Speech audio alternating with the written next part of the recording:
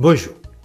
Le système utilise pour nous diviser la propension de ceux qui voient la bouteille à moitié vide à se quereller avec ceux qui la voient à moitié pleine. Alors que si l'on imagine que la dite bouteille est la réalité, le combat devrait plutôt se situer entre ceux qui la voient et ceux qui ne la voient pas ou pire qui la nient. Ces derniers ne peuvent espérer gagner qu'en détruisant la seule arme qui leur est opposable, à savoir l'intelligence, en commençant de la pure tradition de cette novlangue omniprésente visant à détruire les nuances, par noyer le poisson en amalgamant d'un côté l'entendement, c'est-à-dire la compréhension, c'est ce que l'on retrouve dans la racine intelligere, et de l'autre le QI qui relève davantage de la puissance de calcul.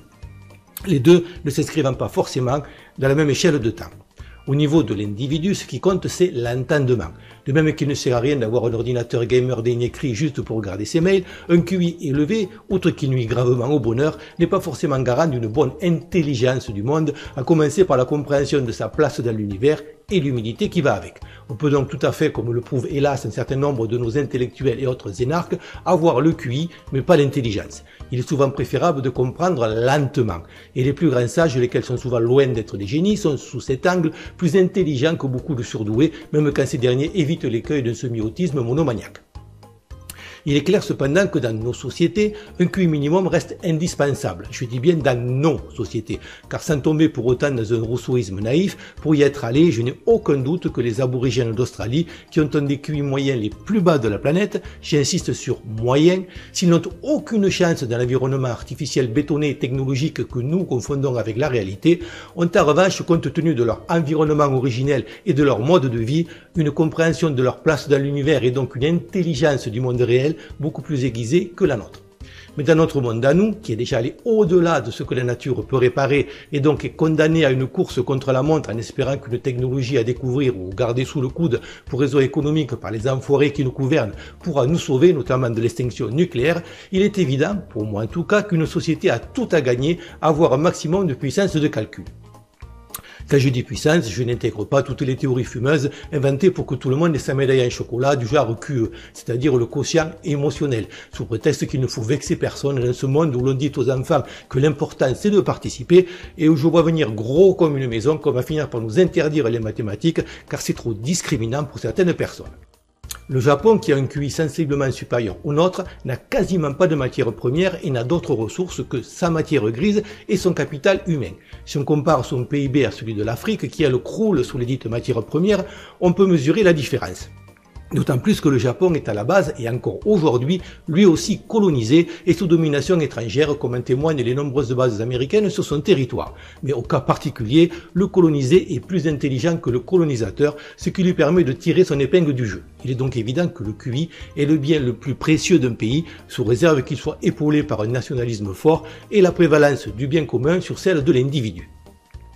Il semble tout aussi évident pour tout individu sain qu'on a tout intérêt à pousser à ce que l'effort collectif soit concentré principalement à détecter et à booster les gens intelligents, c'est-à-dire à chercher à produire un maximum de locomotives capables de tirer l'ensemble vers le haut, au lieu de dépenser notre énergie et nos ressources à tenter en vain de transformer par le nivellement par le bas sous prétexte d'égalitarisme des wagons en locomotives. Les 10 wagons pouvant alors être optimisés à jouer au mieux leur rôle de wagon, qui n'est pas moins important ni honorable et parfaitement complémentaire. De même, faire entrer massivement des populations qui ont un QI moyen sensiblement inférieur ne peut qu'avoir des conséquences néfastes sur notre intelligence collective. Quel que soit notre degré d'intelligence, cette dernière ne nous sert à rien si nous n'avons ni but, ni règles de conduite, ou pire, si ces règles de conduite sont la résultante d'un manque d'humilité, lequel nous amène à prétendre à des absolus en s'imaginant qu'ils sont à notre portée.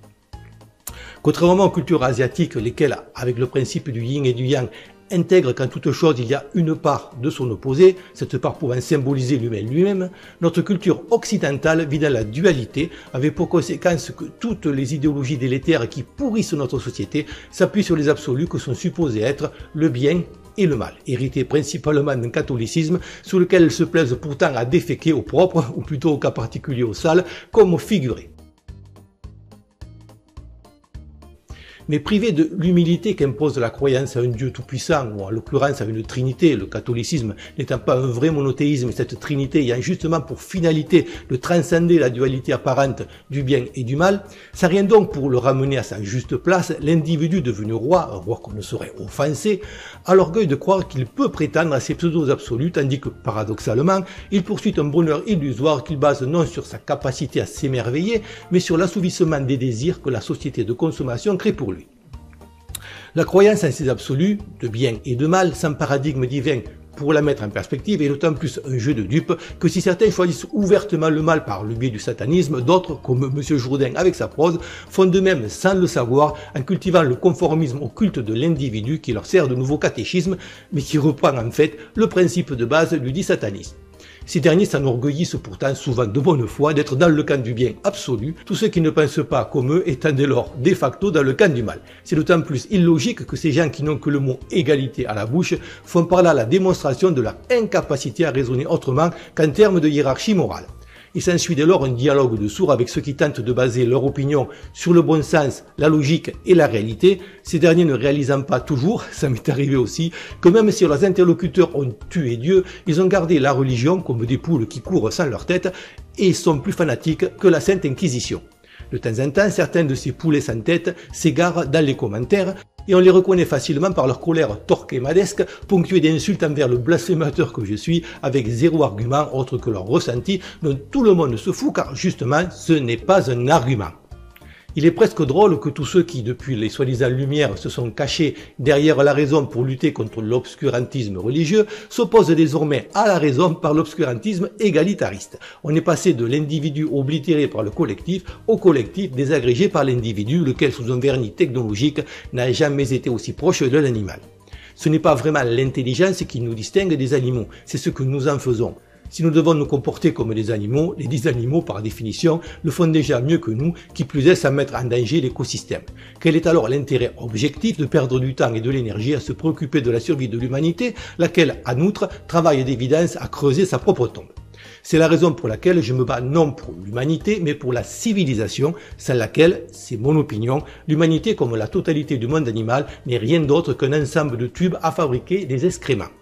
Merci de liker et de partager, je ne prétends pas détenir la vérité, j'essaie juste de comprendre comment les choses s'articulent en livrant un raisonnement qui se veut logique et argumenté. Donc si vous trouvez des failles dans le dit raisonnement ou des choses que j'aurais oubliées, les commentaires sont là pour ça. Comme d'habitude, si ce que je dis vous parle, vous trouverez en description le lien vers ma chaîne YouTube, alternative à YouTube, la censure à moins, à conserver au cas où cette chaîne viendrait à disparaître. Merci et à bientôt,